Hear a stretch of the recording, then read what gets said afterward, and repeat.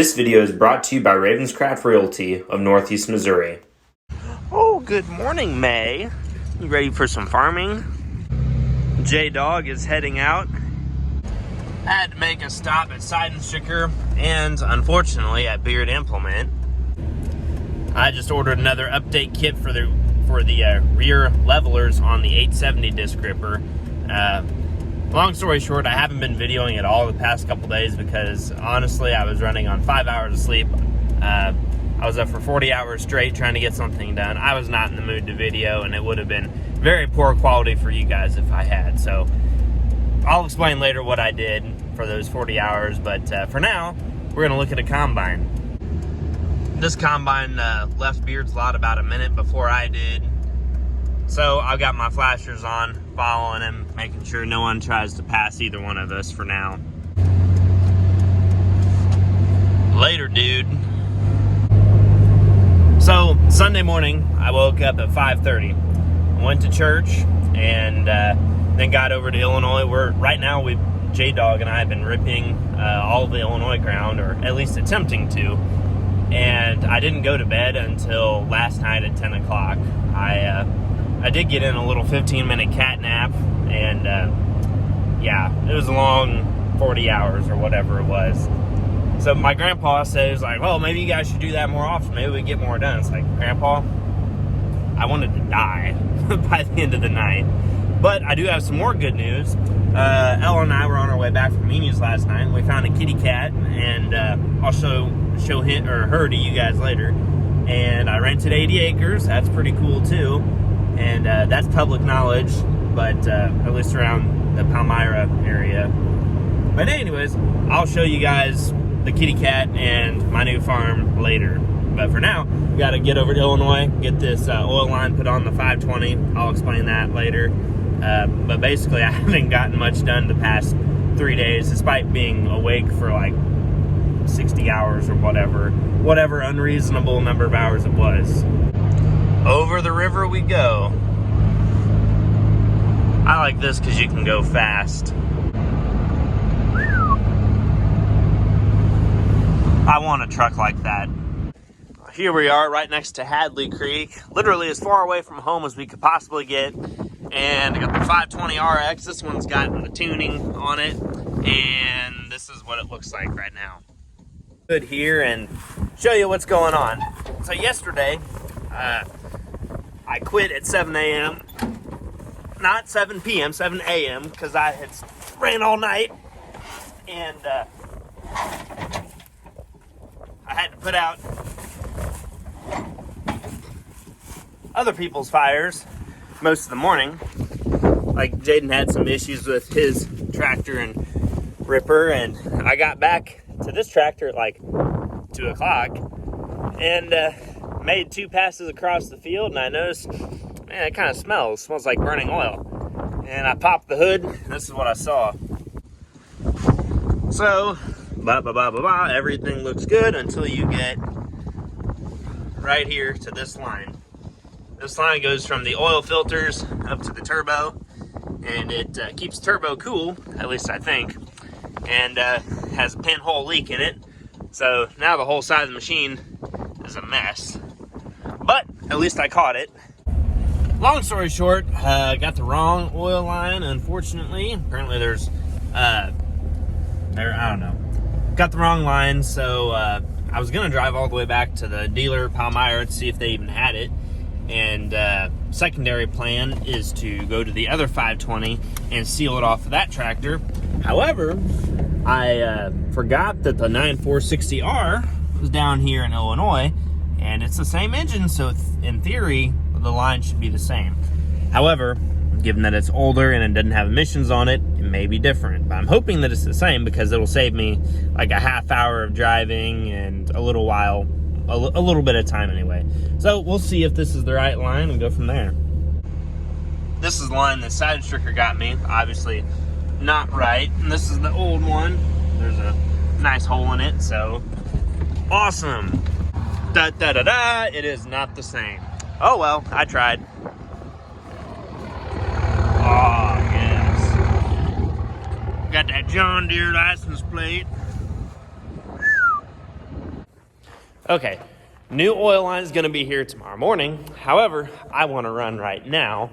So we're going to scavenge this one off of this 520. And it'll be, oh, this one's different too.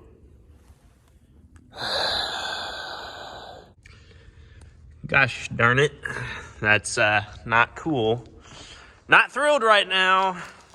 Oh boy, driving through the middle of the field. I'll do anything to get the shot for YouTube though. Here's J-Dog hard at work.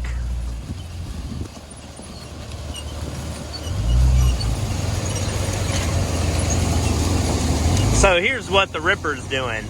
We got the disc blades up front to size the residue a little bit. Then you go back to the shanks. Of course, they're doing the actual ripping. There's 2 ranks of shanks. And back here, we have the levelers, which obviously, I mean, they level it out a little bit so it's not so rough going over it in the spring. And then a rolling basket. So these Case IH rippers, you can get a harrow or a basket. This one has a basket. And I really like the job it does. However, I like the job that the Kraus ripper does just a little bit more.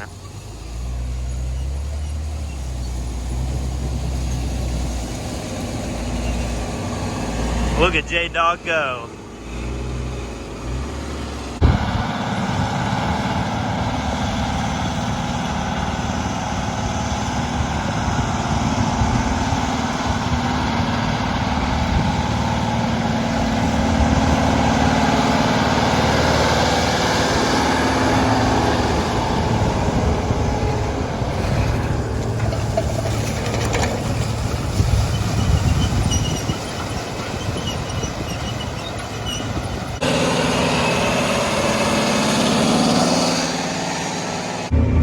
Well, this is what happens when you put a little too much corn on the top and bottom. Okay, so the new plan, I told J-Dog to go home, and I'm taking this ripper and I'm going to Hull, and I'm going to attempt to get 80 acres, get it pre-ripped. Okay, I'll explain that later, but get it pre-ripped and then go back and do at least part of it tonight. I got to get this done because if you're from the northeast Missouri area, you know that there's some impending winter weather coming in.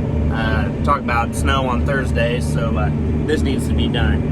And I should have had it done yesterday. However, the tractor didn't work, so you know, it's whatever. You know, there's a saying in northeast Missouri. It's called everything's okay at the end, and if it's not okay yet, then it's not the end. So that's one of the things I live my life by, along with if you're not going to look good doing something, you don't need to be doing it.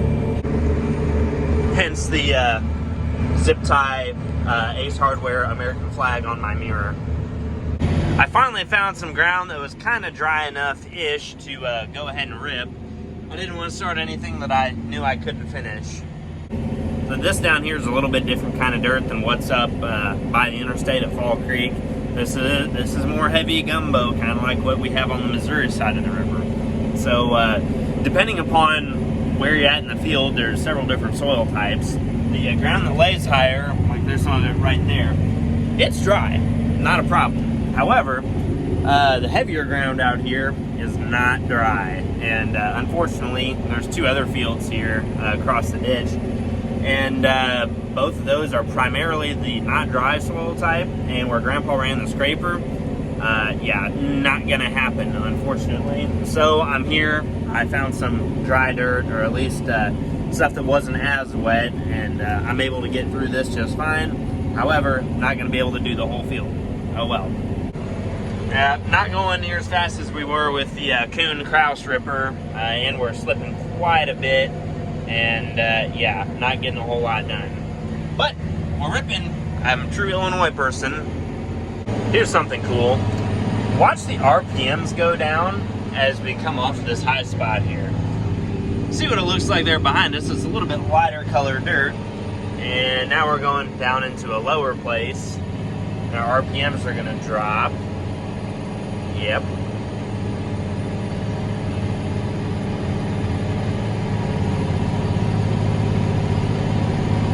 Yep, RPMs drop, track slip goes up from 0 to, you know, the 3-4%.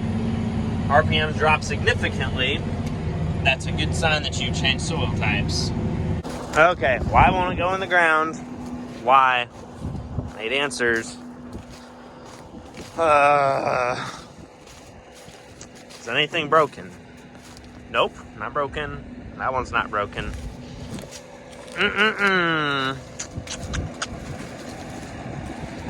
Yeah, yesterday, myself and J-Dog, we had to do some interesting things to get these 2 hydraulic hoses out. Who at Case IH thought it was a good idea for this? Like, I don't get it. I have done all that I can down here, so I'm gonna head it back to Fall Creek, and I have a family Christmas event to go to. Yeah, this ripper pulls hard, and it is very slow folding actually, but does a good job, and it's certainly better than any tillage tool that John Deere has ever made. If you haven't caught on by now, I'm not a huge fan of John Deere's discs, vertical tillage tools, or their rippers. A real operator turns the truck on, gets the heat going, and then fuels stuff up, and sits in the cab and watches things. I am a real operator. Okay, I will be back after the Christmas obligation. Mom suggested that I not miss it, so what Mama says goes. Everything was going fine until, I guess this U-bolt here decided to not be alive anymore, so got the disc here. I'm going to set it at the edge of the field so I find it tomorrow morning, and I'm going to continue on without it. It's almost like a game now of how long I can keep any given tractor and ripper combo running. I just... Oh, and watch this. Now the 620 is having issues. Let's see if it'll do it on camera. Maybe. Yep.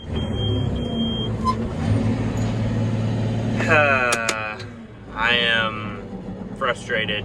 Well, the 520 gave me problems. What was that? Sunday night? Yeah, it was Sunday night. It was throwing code saying that the fuel rail pressure was extremely low. Same code and everything. But it ended up not being anything. I put more fuel in it, just fine. I've no idea what that's about. And now that I'm running 2 gears lower, it hasn't showed me the code yet, so I'm gonna keep running like this, and in the morning I'm gonna go get a new fuel filter from Side Stricker and see if that takes care of the problem, because this needs to be done before midnight tomorrow night, and the only way to get that done is by sitting in the seat. So here I am. It's a little bit past 2 a.m. and my mind is wandering again, and guess what I'm thinking about again? You guessed it, the same thing I thought about at 2 a.m. the other time I stayed up until 2 a.m. working ground like 48 hours ago. The cowgirl, who doth thunk it? But anyways, yeah, I kind of figured my mind would wander there, but yeah, oh well. I just think about how she's so pretty and she likes me, but here I am in a tractor, far away. So I've got this code, I've got a gone disc blade, and one of the rear levelers broke, and yeah, that's where I'm at right now. And the leveler just fell off in the field. Great. At least I know where it happened. I mean, I'll leave a pass out here just so I can, like, know precisely where to look, so I should have just gone home. Yep, there she be. Oh, good night or good morning, May. And back across the river we go. What's this, like the third time today? J-Dog got all the straight rows in the big 300-acre field done, and I had him start on the smaller, it's a 60-acre field. It's really long and skinny, but making really good progress, and I think that if I stay on it all night tonight, I think I can have all the tillage over here in Illinois done, which is exactly what I wanted, because I've been fighting this, as you guys have seen, for the past, like, since Saturday. It's just been a long and not particularly easy road. Yep, between both of us, me and J-Dog will get this finished up. Well, it appears as if another front disc blade has exited the chat, as have a couple shear bolts on the ripper shanks, and guess what I don't have any of? Okay, I actually give up now because one of the hydraulic cylinders back there decided to break off at the knuckle that goes, or like at the place where the pin goes through and connects it to the walking tandem beam. Yeah, that's broken, so I literally can't pick it up out of the ground to move it, so I guess I'm walking back to the truck. Yep. Oh, now this is epic. The astute observers among you will notice that there is not a disc ripper behind me. That would be because Dad suggested that I just unhook it and leave it in the field and drive back to my truck and just worry about this tomorrow or maybe next week. I don't know. I tried pretty hard to beat it, but just not my week, I guess. These Illinois farmers over here probably think we look like a bunch of clowns. Literally had parts falling off of our disc grippers and tractors. Yeah. Not.